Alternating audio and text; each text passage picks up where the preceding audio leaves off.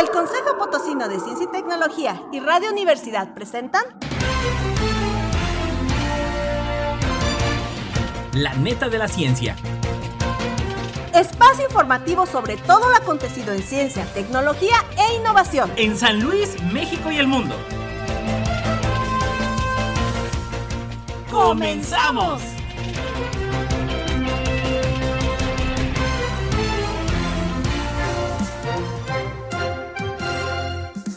¿Qué tal? ¿Cómo le va? Muy buenos días, juevesito. Y bueno, pues ya avanzando 6 de julio, pues el año ya está corriendo, ya huele a rato a 2024.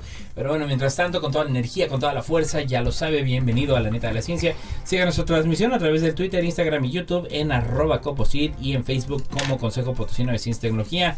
Ya lo sabe, a través de radio y televisión universitaria en el 88.5 de FM y 1190 de AM. Y no olvide darle clic al Spotify de Radio y Televisión Universitaria, donde usted podrá encontrar La Neta de la Ciencia. Vámonos con los titulares. titulares.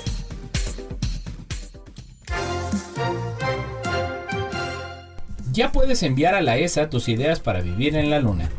Universitarios urgen a invertir para monitoreo de la brecha sísmica de Guerrero. Explotar el espacio requiere la regulación internacional.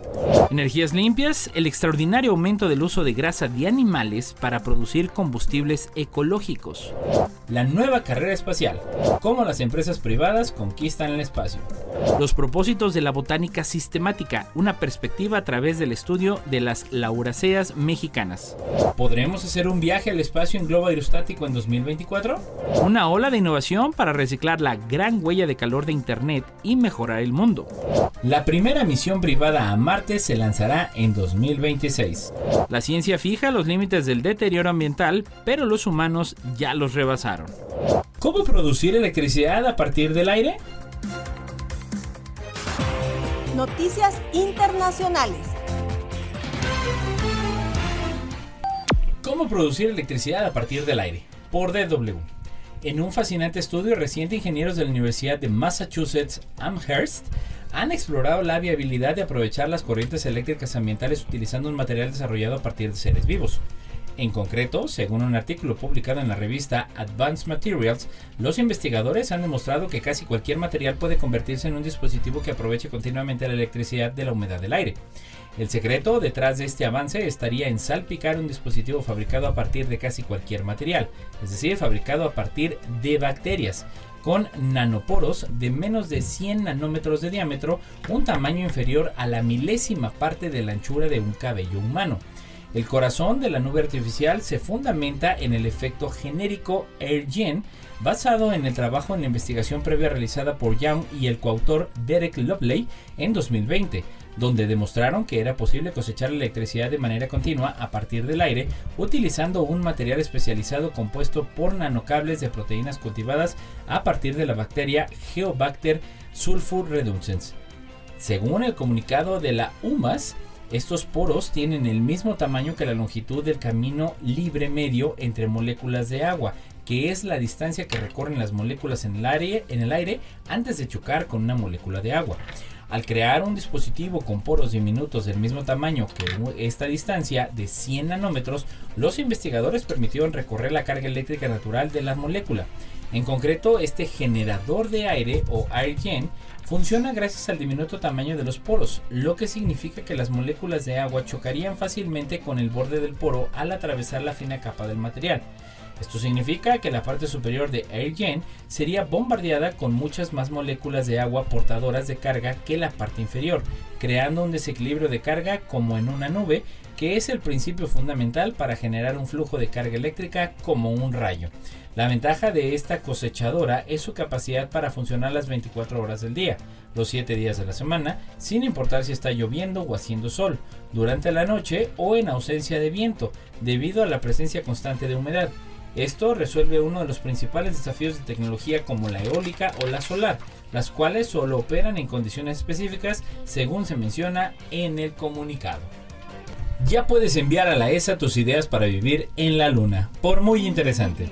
¿Se te ocurren distintas formas útiles para vivir en la Luna? ¿Tienes ideas que crees que harían más fácil la vida en nuestro satélite natural? Si la respuesta a estas preguntas es un sí rotundo, debes saber que la Agencia Espacial Europea, la ESA, está abierta a escucharte.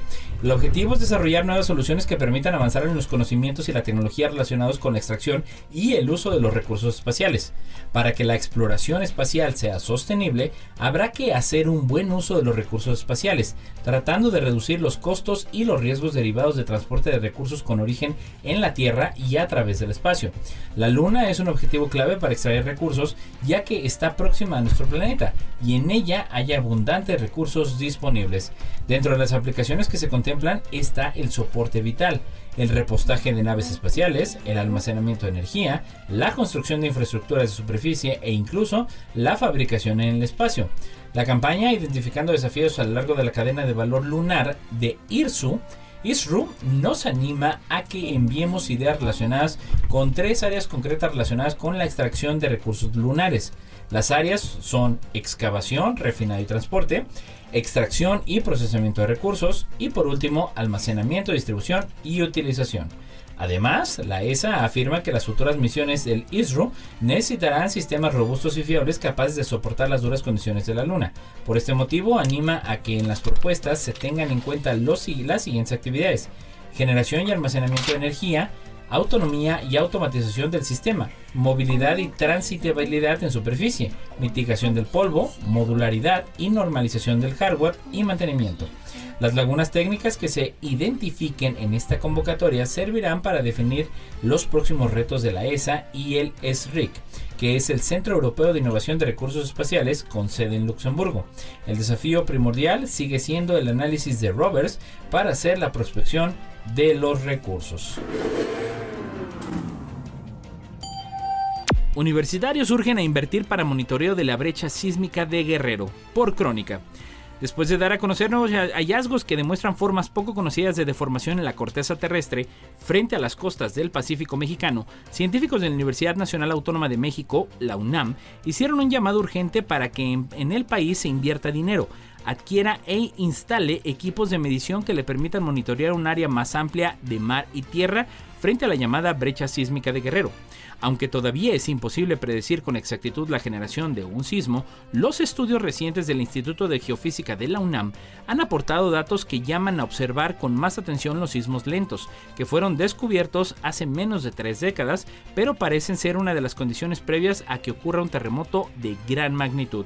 Hay muchos datos que argumentan por qué es indispensable que México invierta más en su red de medición geofísica en la costa.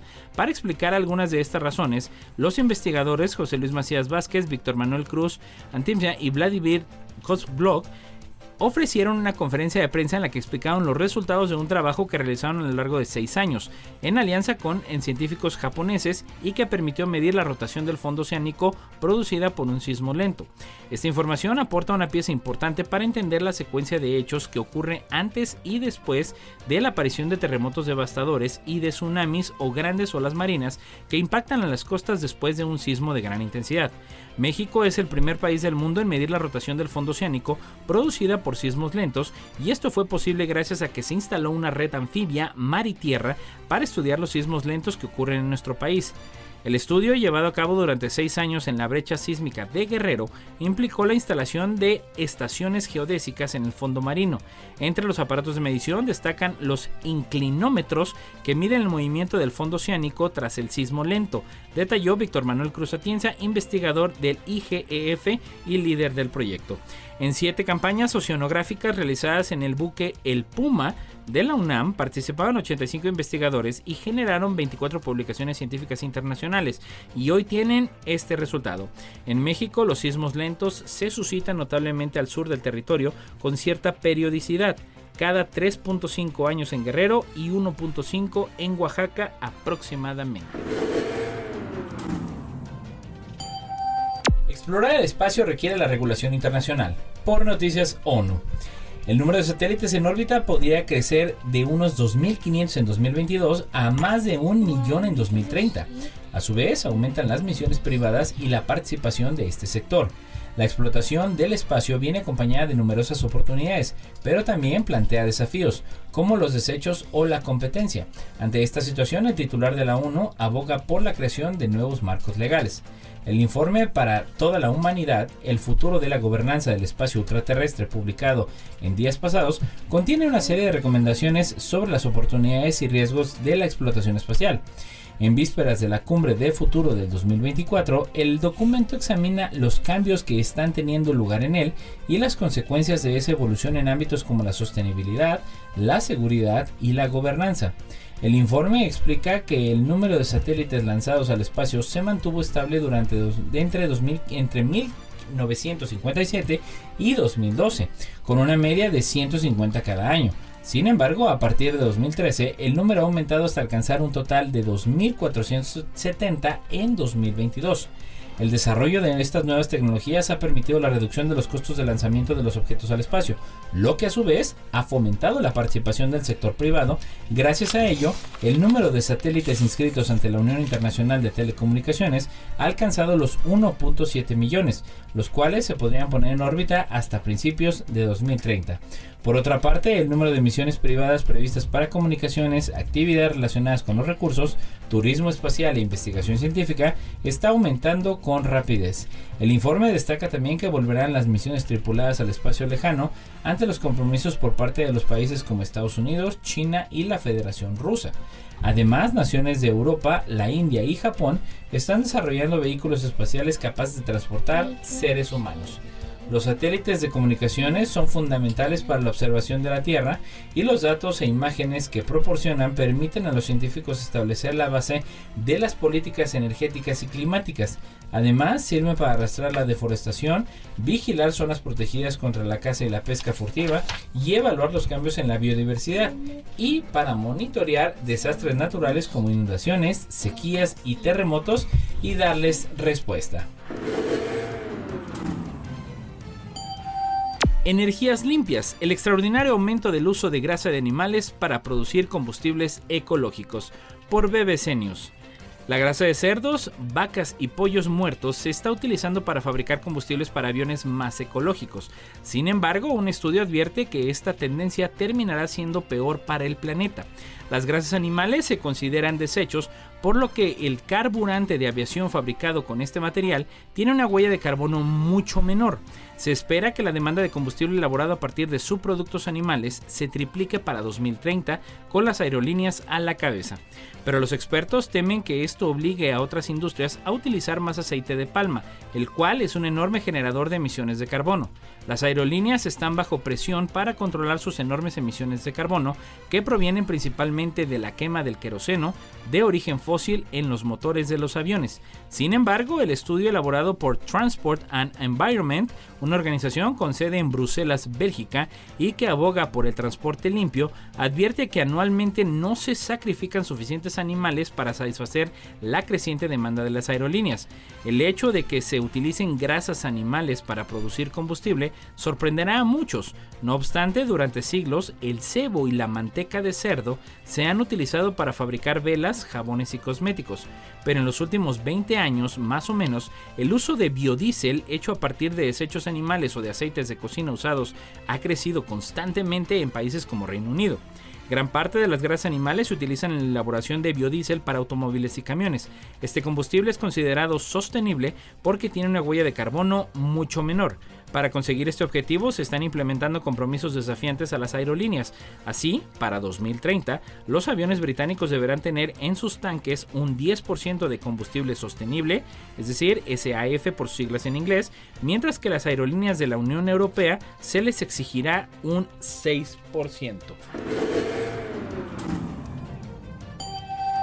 La nueva carrera espacial. Cómo las empresas privadas conquistan el espacio. Por DW. También China lucha por la supremacía espacial, y desde que la NASA puso a fin a los lanzamientos de cohetes en 2011 por razones de costos, las empresas privadas compiten por un enorme negocio, desde las operaciones de satélites o, en un futuro no muy lejano, la extracción de materiales primas o el turismo espacial. Empresas como SpaceX, Blue Origin, Axiom Space y muchas más ya se han posicionado claramente en el negocio espacial. Más de 50 años después del alunizaje, el espíritu emprendedor y también del progreso científico ha reavivado el sueño de la conquista humana del espacio. Ya hay planes para un hotel de diseño extraterrestre y se está probando la extracción de materias primas en el espacio, pero no funcionará sin investigación espacial estatal. El documental científico La nueva carrera espacial, cómo las empresas privadas conquistan el espacio, acompaña una exclusiva a la misión Arches del Centro Aeroespacial Alemán al Etna Siliciano, seleccionado por su similitud con la superficie lunar. Allí, equipos de investigación ensayan el apoyo de misiones espaciales humanas mediante tecnología robótica. Hoy ya está claro que para que los humanos puedan aterrizar algún día en otros planetas, son necesarias primero misiones científicas como esta, y lo que está claro es que ha comenzado la nueva carrera espacial hacia el espacio. Los propósitos de la botánica sistemática, una perspectiva a través del estudio de las lauráceas mexicanas, por Crónica. La botánica sistemática tiene 4 objetivos generales de estudio: inventariar la flora del mundo, el desarrollo de un sistema coherente de clasificación de la diversidad vegetal reconocida, producir métodos para la identificación de los diferentes grupos vegetales conformados y demostrar las relaciones evolutivas de los distintos elementos que componen la diversidad vegetal. Si bien la clasificación del entorno natural es una actividad que se retoma al inicio de la humanidad como producto de la resolución de necesidades inmediatas para subsistir, la formalización de las tareas de la botánica sistemática señaladas antes, separadas de un fin meramente utilitario, es algo que se ha venido perfilando sobre todo en los últimos 400 años. Aunque puede ser obvio, hay que decirlo, el progreso en la resolución de la problemática que abarcan los 4 objetivos planteados ha sido discontinuo a través del tiempo, pero sobre todo desigual entre los países. Así que mientras muchos países del hemisferio norte culminaron con bastante precisión el inventario de su flora en la primera mitad del siglo pasado, varios países del hemisferio sur se encuentran todavía hoy terminando esta tarea. La falta de un inventario total de la flora del mundo no es determinante, pero afecta en mayor o menor grado la consecución del resto de los objetivos. Cada vez que una nueva especie vegetal es reconocida, sin duda ayuda a completar el inventario, pero a la vez, conforme a sus características, puede confirmar o alterar el esquema clasificatorio, lo mismo que la hipótesis acerca de las relaciones evolutivas del grupo donde se ubique. Que se corroboren las conclusiones clasificatorias o evolutivas es bueno, pero también lo que no se reafirmen, porque de ese modo, al modificarse las clasificaciones o las posibles conexiones evolutivas de los diferentes grupos de plantas, tenemos una mayor visión de la diversidad y la evolución del reino vegetal. Con el trabajo de muchas personas en numerosas entidades académicas alrededor del mundo, se han logrado compilar una lista de alrededor de 240,000 especies de plantas con flores catalogadas en aproximadamente 400 familias y cerca de 13,000 géneros. De ellas, en México hay poco más de 22,000 especies, dispuestas en 250 familias y cerca de 2,700 géneros.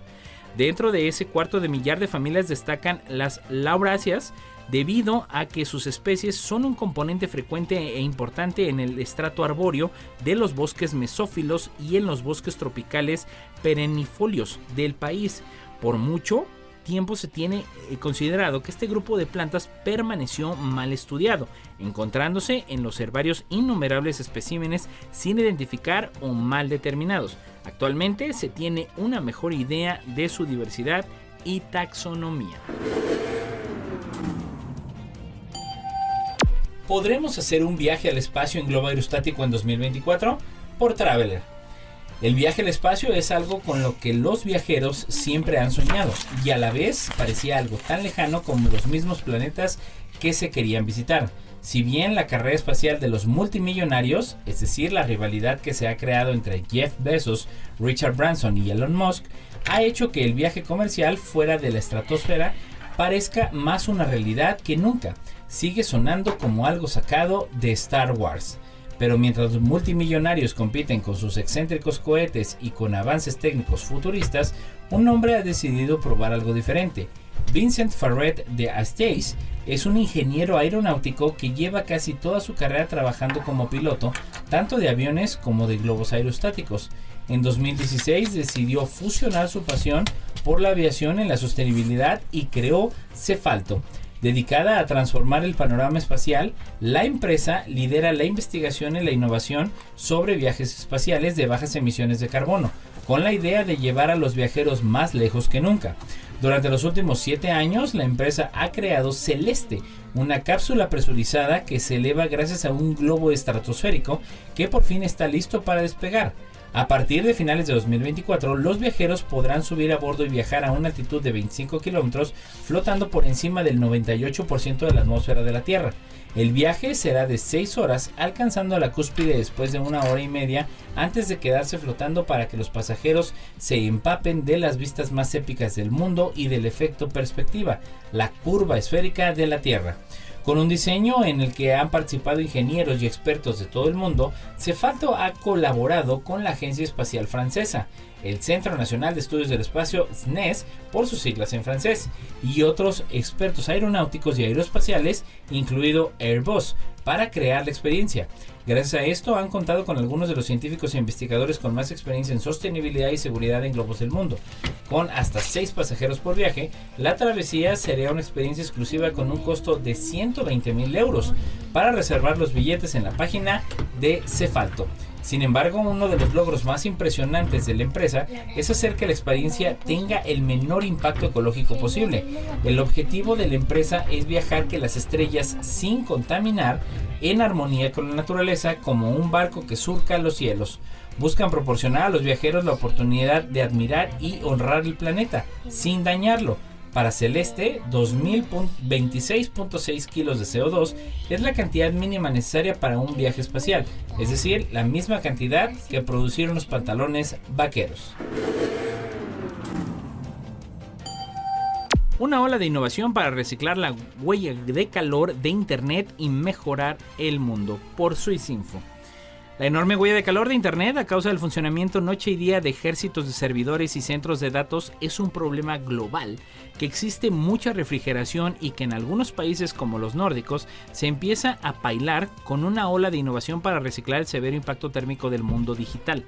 En Estocolmo, el calor que emiten los centros de computación por el funcionamiento de millones de algoritmos para analizar información y almacenarla se redistribuye por la red de energía como parte de un proyecto público-privado de economía circular para climatizar y suministrar calefacción a la ciudad. Pero no solo eso, existen además allí proyectos que utilizan el calor de los centros de datos para calefactar invernaderos donde se cultivan hortalizas y se crían especies, por ejemplo, gusanos con los que alimentar luego a gallinas, o para secar pellets de madera y calentar agua de oficinas y psicofactorías.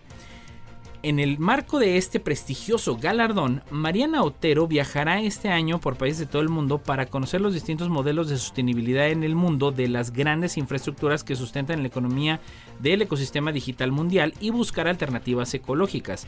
Existen otros muchos proyectos además de los mencionados, aunque aún incipientes, para sumergir centros de datos bajo el mar o llevarlos al espacio, y asimismo se trabaja con moléculas sintéticas de ADN como medio alternativo de los servidores para el almacenaje de información. Los países escandinavos, además de las ayudas del gobierno, cuentan especialmente con un clima fresco que contribuye de manera natural a refrigerar los servidores con mayor eficacia en los países cálidos, en donde las temperaturas tienden a ser cada vez mayores. En Suecia, además de utilizarse las energías renovables para el funcionamiento de muchos centros de datos, exigen algunos que en lugar de usar hormigón, un material que genera gran cantidad de CO2, se construyan de madera muy resistente a prueba de incendios y otros posibles incidentes.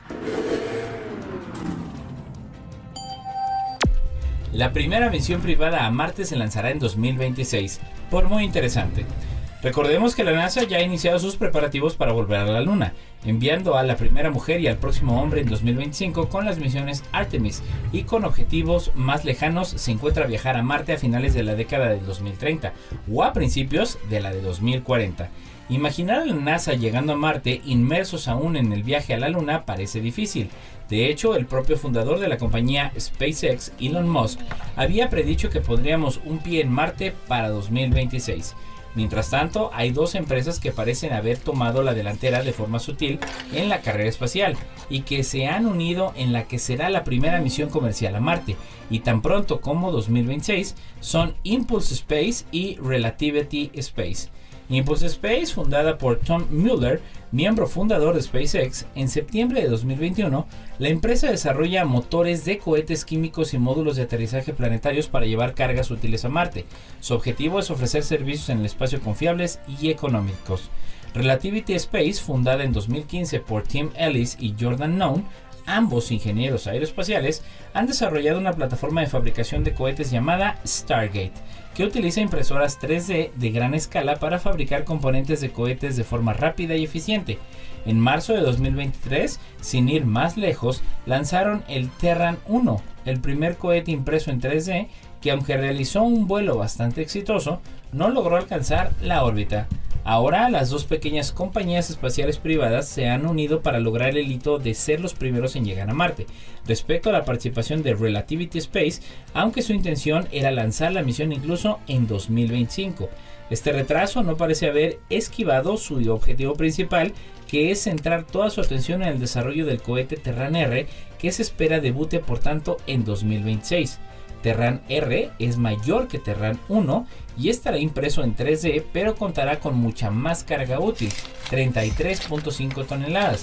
En cuanto a Impulse Space, se sabe que contribuirá con su Mars Cruise Vehicle y Mars Lander para la próxima misión comercial a Marte. Juntas desean crear un corredor de transporte permanente entre los dos planetas, la Tierra y Marte. El objetivo es entregar carga de varios clientes a Marte durante cada ventana balística, que se abre una cada 26 meses. Así, las compañías intentarán lanzar una misión cada 26 meses para que coincida con la ventana de lanzamiento para enviar misiones a Marte. Si todo sale según lo previsto, Impulse y Relativity Space harán historia, aunque es posible que no sean las primeras empresas privadas en enviar una misión a otro planeta. La ciencia fija los límites del deterioro ambiental, pero los humanos ya lo rebasaron. Por Aristegui Noticias. La ciencia ha fijado por primera vez cuáles son los límites de seguridad y de justicia que no deberían sobrepasar los principales indicadores del deterioro ambiental, y ha concluido que algunas de esas líneas rojas ya se han cruzado y muchos de los impactos en el bienestar humano son ya inevitables. Así, los científicos han fijado en 1.5 grados el límite seguro, por encima del cual no debería de subir la temperatura media de la Tierra para evitar una alta probabilidad de múltiples puntos de inflexión climáticos.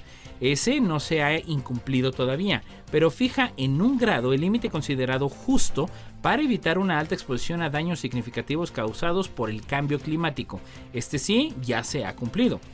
Convocados por la organización internacional Future Earth, medio centenar de investigadores pertenecientes a la Comisión de la Tierra, una plataforma internacional de científicos que colaboran por un mundo más sostenible, publicaron en días pasados en la revista Nature las conclusiones de su trabajo y apuntaron cuáles son esos umbrales que no se deberían de cruzar para salvaguardar un planeta que pueda soportar el bienestar humano.